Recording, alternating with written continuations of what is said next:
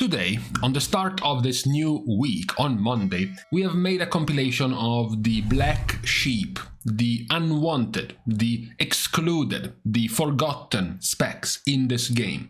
What I mean by that is we have gone and looked at the data and the stats of both Mythic Plus and the Raid when it comes to popularity, how much they have been played, how much they have been used, how much they are wanted and invited in a group or in a raid, as well as even if they do get into a group and into a raid, their performance. And we have bundled together all of the worst specs in the game. Now, this can be both a PSA for the player base, so sort of like a warning to tell you guys stay away from these specs if you intend to play the game with other people, because unlikely you're gonna get much room to play with these specs. And then the other side, this could be a PSA to Blizzard to point out, guys, these specs are sort of in the gutter and they kind of need some help from you to actually become playable, to actually become viable and a little bit more popular.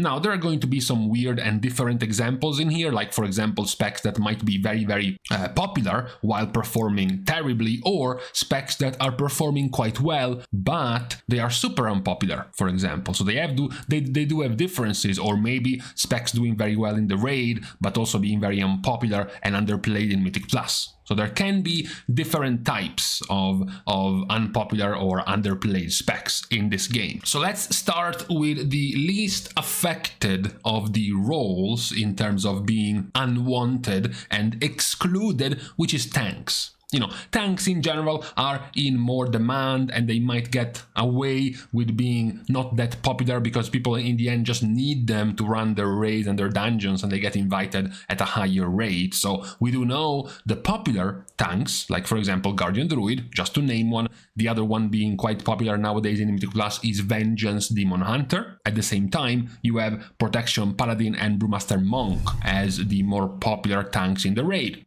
The one who is constantly in the middle, not budging either way, is Blood Death Knight. What leaves us with is Protection Warrior.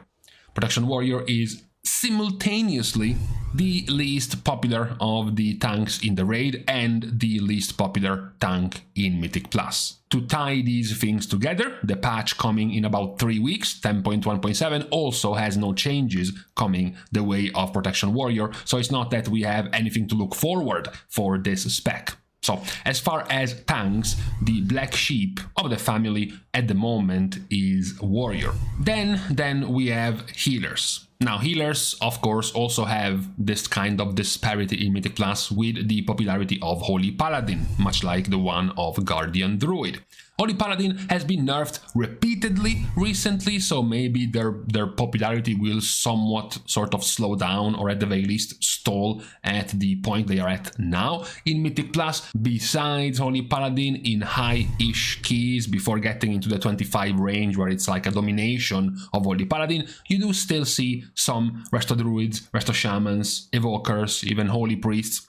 We do have one thing in common though in Mythic Plus with the raid, which is the fact that the second least of the wanted healers is Mistweaver Monk. Now, the situation might change in the raid if Mistweaver Monk was somewhat more popular, for example. However, that is still not the case, because even in the raid, Mistweaver is also the least popular of the healers. Even if we switch to heroic raiding, you know, for more of the player base, for pugs, etc., Mistweaver is still the second least popular of the picks. Now, Mistweaver is in somewhat of an interesting position because at the moment their healing is still quite good. It's still quite, quite nice, quite strong. It has been for quite a few patches. It wasn't uncommon to see Mistweaver just chilling as the least popular healer in the raid, but having somewhat of a middle to top end HPS, and yet it continued to be unwanted when it comes to healing. Unfortunately, this type of community perception has still not been beaten for Mistweaver, so if we had to point out one spec to steer away from if you're intending in being invited and being taken seriously by the player base when it comes to healers, then it is definitely Mistweaver. Then we have, of course, our melting pot, our biggest bunch of specs, which is the DPS. Now, before we even go into detail on what's going on with the DPS and the worst of the situations for the DPS specs, we have to immediately point out the number one, the one on the podium, the one winning the gold medal of the Unwanted, which is Assassination Rogue. Assassination is being very competitive in being the worst because they are the least played DPS spec, and by result also the least played spec in Mythic Plus across all roles. It is also the second least played spec across all roles in the raid, and it is currently the worst performing DPS spec in the raid as well. So the amount of redeeming qualities of Assassination Rogue at the moment are the fact that they do possess a respec button to move over to Subtlety or to Outlaw. That's the only thing that they have got going for them. To make things even more depressing, of course, recently Outlaw has just been buffed by a little bit to make it more competitive, while Assassination has been left in a corner. So definitely a no-go spec nowadays, at least waiting for a couple more months before 10.2 to see the possible rework of rogues, to see what Assassination is going to receive. But for now, it's definitely a forgotten and hopeless spec. Now, after Assassination, we do have some more challenging takes to have about the worst of the DPS right now. Well, we can go for the easy one. The easy one would be Survival Hunter. Because we just pointed out, Assassination is the least popular in Mythic Plus, as well as the second least popular in the raid and worst spec in the raid. Well, Survival is the second worst spec in the raid. It is the least popular spec in the raid and the fourth least popular spec in Mythic Plus, only beating Assassination, of course, as well as Outlaw and Arcane Mage. So they are the closest one. They are the closest one to the misery of Assassination. Now, to be honest, let's give Survival an asterisk. Their performance in Mythic Plus is actually quite nice. It could be quite nice if they were actually played in Mythic Plus. They do have much fewer problems in terms of performance than an Assassination Rogue when it comes to Mythic Plus. However, a mix of community perception as well as the very few players playing Survival, making it hard for them to be noticed and popular around the player base, has made them look even worse than they actually are. However, we still have to abide by the real numbers of this game, and by those numbers, Survival is one of the worst specs in the game right now. Now, after these two, however, we do have room for one, maybe a couple more worst specs in the game when it comes to DPS. The situation here gets a bit more blurry, because while Assassination and Survival might have been easy choices, we might have some harder decisions to make. For example, we mentioned Arcane was one of the least popular specs in the raid, for example. However, Arcane is also in the top 6 of performers in the raid, for example. So it sort of sneaks out of being a potential candidate for being one of the worst specs. Their performance right now is quite nice in the raid. Yes, in Mythic Plus it's also quite bad, but it is still fine enough to not warrant being considered one of the worst ones. I am actually going to go for a more hipster, for a more surprise pick as one of the worst specs for today, which is Elemental Shaman. Now, here's the reasoning as to why Elemental Shaman makes the podium of the top 3 worst DPS specs right now.